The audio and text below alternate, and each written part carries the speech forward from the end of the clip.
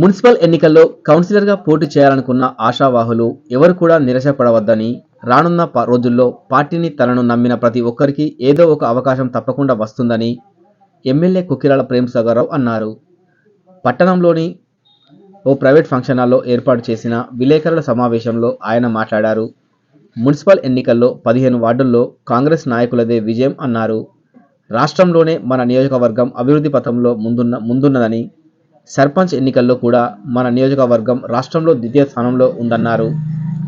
ఇటీవల సీఎం రేవంత్ రెడ్డి అధికారంలోకి వచ్చాక కాంగ్రెస్ పార్టీ చేసిన అభివృద్ధి పనులపై ఓ సంచిక విడుదల చేశారని, అందులో మన మంచిర్యాల జిల్లాలో అభివృద్ధిలో టాప్ అన్నారు.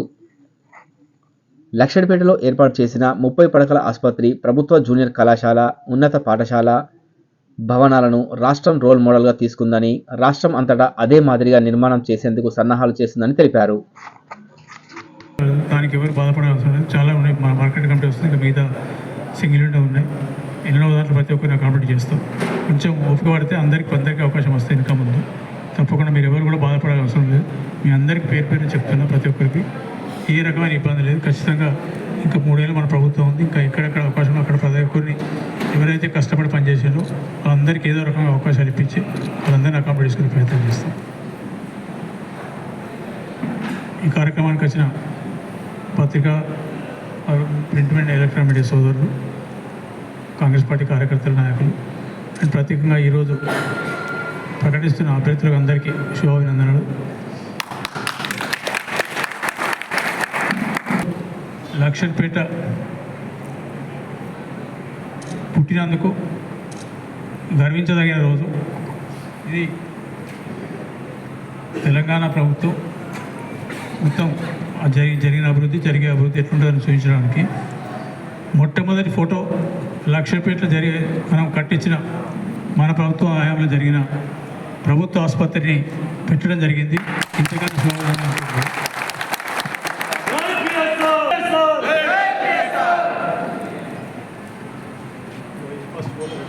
పెట్టడం జరిగింది. ఇదే ఫోటో లక్షపేట హాస్పిటల్.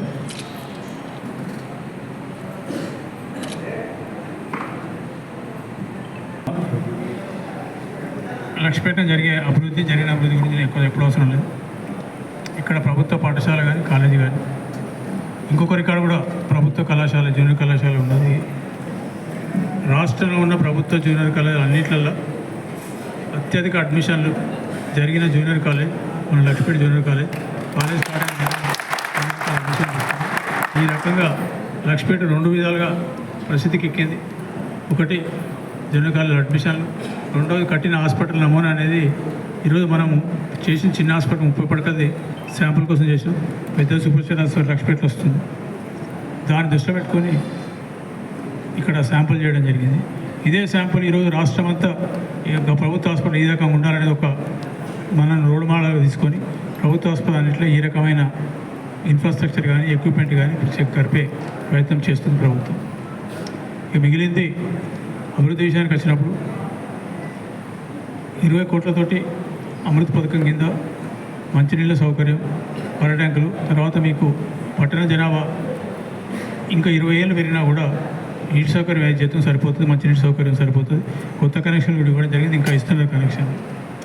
రోడ్ల అభివృద్ధి ఒక్కొక్క మాట ఇస్తున్నాం అందరి సమక్షంలో. ఈ 2 శాంపుల్ చెప్పాను. ఇక్కడ చాలా జరిగినాయి. ఇంకా గ్రామీణ ప్రాంతాలు కానీ రోడ్లు కానీ ఏం జరిగింది. ఇంకా చాలామంది మొన్న 10 కోట్ల టెండర్లు వేసడం జరిగింది. వర్క్ కూడా మొదలైన మీరందరూ మొదలుపెట్టింది కోడుకన్నా ముందు.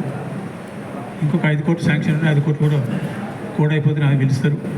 మంచిర్యాల పట్టణం, నర్సపూర్ పట్టణం పూర్తి లక్షపేట మున్సిపాలిటీ పరిధిలో ఉంది. కాకపోతే ఎక్కువ డబ్బులు పట్టణంలో పెట్టడం జరిగింది. ఊత్కూరు ఉన్నది. ఊత్కూరులో ఉన్న మిగతా సమస్యలన్నీ ఎక్కడెక్కడ రోడ్లు, డ్రైనేజీలు అన్నీ కూడా పరిష్కరించడం జరుగుతుంది. దాని ప్రకారం కూడా చేస్తున్నాం. ఫ్యూచర్లో ఒక 2 సంవత్సరాల లోపల అండర్ గ్రౌండ్ డ్రైనేజ్ వ్యవస్థ కూడా ఏర్పాటు చేయడం జరుగుతుంది.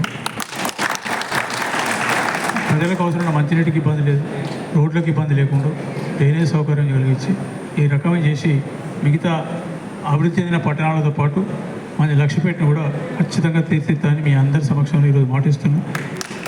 అదేవిధంగా గ్రామీణ ప్రాంతంలో వెంకట్రావుపేట ఏదైతుందో, నేను ఇదివరకు వాళ్ళు కూడా దత్తత తీసుకున్నట్టు నేను కూడా తీసుకున్న తర్వాత నేను తీసుకున్నాక డబ్బులు ఇచ్చిన ఆల్రెడీ చాలా డబ్బులు ఇచ్చి ఇంకా డబ్బులు పెడుతున్నాను. 10 కోట్ల స్కూల్ కూడా శాంక్షన్ అవుతుంది ఇంకోటి. అది కాకుండా సోలార్ విలేజ్ కింద తీసుకున్నాం. ఆల్రెడీ సోలార్ వచ్చింది. మొత్తం గ్రామీణ వెంకట్రావుపేట గ్రామం అంతా కూడా సోలార్ చేస్తుంది. తర్వాత ప్రతి గ్రామ ఇంటికి సోలార్ మోటార్లు కానీ సోలార్ సిస్టమ్ కానీ అప్పచెప్తున్నాం. సోలార్ మొట్టమొదటి ఈ మండలంలో అంటే మండలం అంటే లక్ష్మీ మండలంలో వెంకట్రావుపేట అవుతుంది. ఇంకొక విషయం కూడా చెప్పడం జరిగింది. రైతులకు సంబంధించి ఎన్నికల ముందు చెప్పడం జరిగింది. ప్రతి గుంట భూమికి వ్యవసాయ భూమి